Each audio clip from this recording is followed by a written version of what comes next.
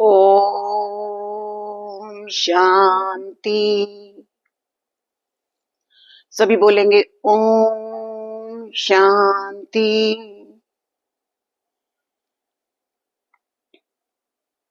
हम प्रतिदिन बाबा के महावाक्यों में सुनते हैं, बाबा कहते हैं बच्चे मुझे याद करो, मुझे याद करोगे तो विकर्म विनाश होंगे,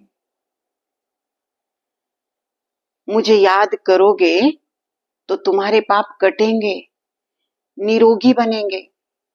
लेकिन हम प्राय सुनते हैं, सभी एक शिकायत जरूर करते हैं कि याद ठहरती नहीं है। तो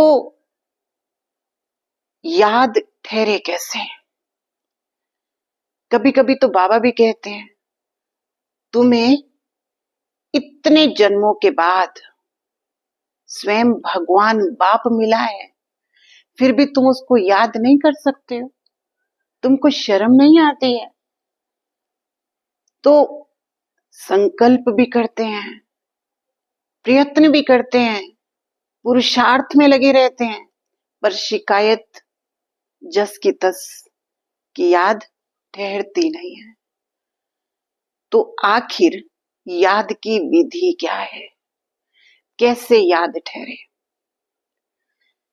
जैसे कोई व्यक्ति जब गाड़ी चलाना सीखता है तो गाड़ी चलाने के समय वो अपनी सभी इंद्रियों को, उसकी आंख, हाथ, पैर, मन, बुद्धि, सब सब उस गाड़ी को चलाने में सहायता देते हैं। आंखें तक उसमें साथ देती हैं। सारी इंद्रियां, स्थूल और सूक्ष्म इंद्रियां इस चीज में लग जाती हैं कि ब्रेक कहाँ है, एक्सीलेटर कहाँ है, बैक मिरर कैसे देखें। सब सब इंद्रियों का एकदम से जब एकाग्रता हो जाती है तो गाड़ी चलाना सीख जाते हैं। तो धीरे धीरे जब ये अभ्यास पक्का हो जाता है तो फिर चाहे किसी से बात करते हुए, चाहे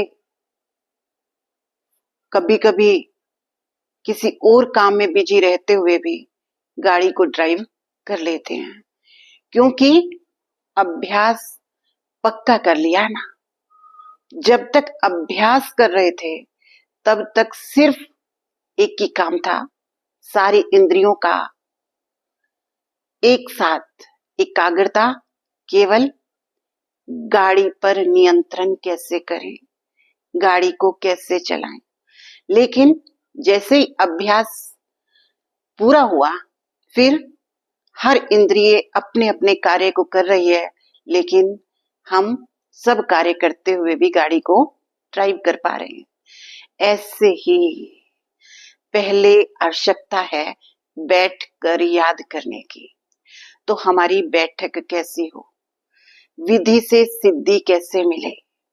तो पहली पहली विधि जो बाबा मुरली में कहता है कि आंखें खोलकर बैठो, आंखों पर पहरा हो, आंखें बंद ना हो। दूसरा, बैठने का आसन कैसा है?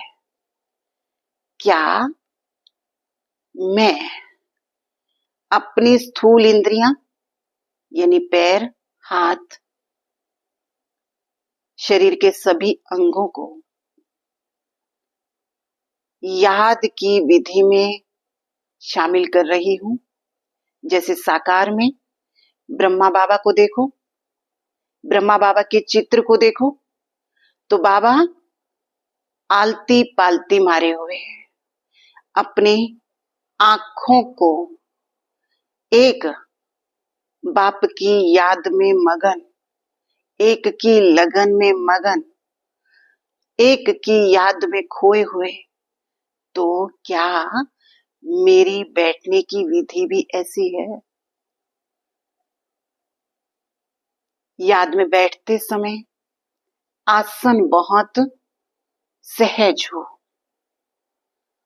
आसन ऐसा हो जिसमें मैं सहज रीति अपनी सूक्ष्म इंद्रिय को यानी मन बुद्धि को बाप में लगा सकूं। बाबा कहता, अगर जैसे गाड़ी को बार बार सीखने के समय अभ्यास नहीं करते, कभी कभी महीने में 15 दिन में गाड़ी चलाते हैं, तो अभ्यास के दौरान गाड़ी की प्रैक्टिस ना करने से गाड़ी चलाना भूल जाती है। ऐसे ही जब हम राजयोगी बनने के लिए इस अभ्यासरत हों, तो दिन में बीच बीच में 8 बार 10 बार इस अभ्यास को करते रहें कि मैं आत्मा इन स्थूल सूक्ष्म इंद्रियों की मालिक भ्रिकुटी के बीच विराजमान हूं।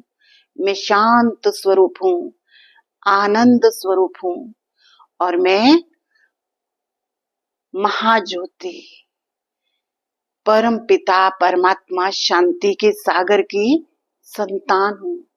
बार बार दिन में कई बार इस अभ्यास को करें, तो जैसे जैसे ये अभ्यास पक्का होता जाएगा, याद टिकती जाएगी, विधि से सिद्धि प्राप्त हो जाएगी।